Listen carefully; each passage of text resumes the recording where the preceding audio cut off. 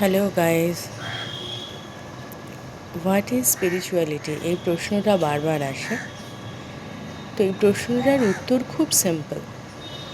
সেটা হচ্ছে, যখন কোনো সিচুয়েশানে আমরা রেগুলার বেসিসে যেরকম রিয়্যাক্ট করি, সেরম রিয়্যাক্ট না করে অ্যাওয়ারনেসের সঙ্গে যখন আমরা কোনো বিগার পিকচার দেখবার চেষ্টা করি আর আমাদের পার্সপেক্টিভ চেঞ্জ হয়, আমরা যেভাবে রেগুলার বেসিসে রিয়্যাক্ট করি সেরম রিয়্যাক্ট না করে সিচুয়েশানটাকে বুঝে সব দিক ভেবেচিন্তে আমরা যখন ডিসিশন নিই, সেটাকে বলে অ্যাওয়ারনেস।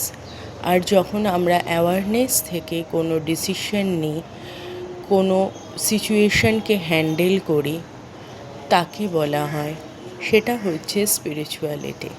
স্পিরিচুয়ালিটি এমন নয় যে ভগবানের সঙ্গে সবসময় কথা বলছি, বা স্পিরিচুয়াল হওয়া মানে সব কিছু পেয়ে যাচ্ছি, আমাদের লাইফ ইজি হয়ে যাচ্ছে, কোনো প্রবলেম নেই, এরম কোনো কিছু নয়।